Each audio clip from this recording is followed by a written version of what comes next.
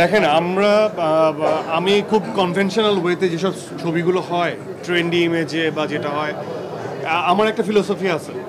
আমি চাই আমার যে কন্টেন্টগুলোর পোস্টারগুলো আলাদা হোক, তার মানে কি লুক আলাদা হোক বা আন্ডারস্ট্যান্ডিং, আমার যে গল্পের আন্ডারস্ট্যান্ডিং আমি সেটা চাই। আমার ওই কাজটা চাইতে হয়। আমার কথায় আছে যে চাওয়ার মতো চাইতে হয় তাহলে আসে। আমি জানি যে চঞ্চল ভাই সে আসলে চায়, এই জন্যই তার কাছে আসে এবং সেভাবে আমরা কি পারফর্ম করছি কিনা, সেই ডিরেক্টরগুলো আমাদেরকে সেই পথ চলতে সাহায্য করছে কিনা। সো আমার মনে হয় যে চাইতে হয়।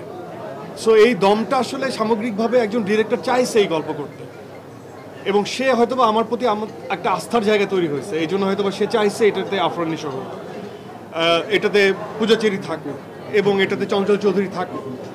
হ্যাঁ, অবভিয়াসলি এই চাওয়ার কারণে এটা হয়েছে এবং আমরা সেই একই ফেসে একই পথে বিশ্বাস করি। And at the same time obviously আমি তো একজন চঞ্চল চৌধুরীর ভক্ত, আমি তো ওকে অ্যাডমায়ার করি, অ্যাকনোলেজ করি তার পারফরমেন্স। সো এটা তো আমার জন্য একটা বড় ব্লেসিংস যে এটা আমরা একসাথে একই ছবিতে কাজ করছি, তাই না?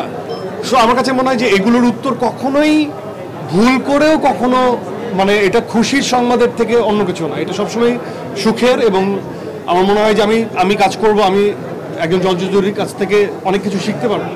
যদিও আমাদের নাটকে খুব কম কাজ করা হয়েছে, একটা সিরিয়াল করা হয়েছে মিলন ভট্টের, আমার মনে আছে আমরা ভাই চরিত্র করেছিলাম এবং সেই সময় অনেক জ্বালাইতাম চঞ্চল ভাই। হ্যাঁ, সো এনি মোর কোশ্চেন্স? আমরা লাস্ট 3 কোশ্চেন নিয়ে শেষ করি। হ্যাঁ জি,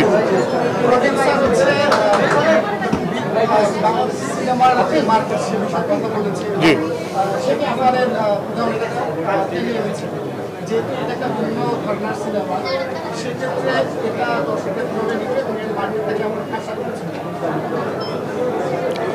আচ্ছা, এটা আসলে আপনি প্রশ্ন করেছেন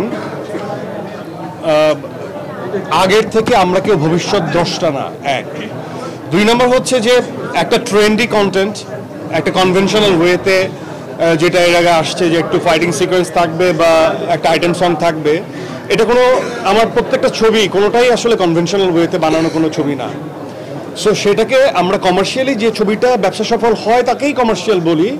এর বাদেও আমাদের খুব ট্রেডিশনালি আমরা কিছু পার্টিকুলার কনভেনশনাল ওয়েতে বানানো ছবিকে আমরা কমার্শিয়াল বলতে পছন্দ করি। হ্যাঁ, সো এটা যখন ব্যবসা সফল হবে তখনই এটা কমার্শিয়াল ছবি হয়ে যাবে। আপাতত it's a based on a true story, যেটা আমরা সেই ট্রু ভাইবটাকে রেখে গল্প নির্ভর ছবিটাকে আমরা বানাবো।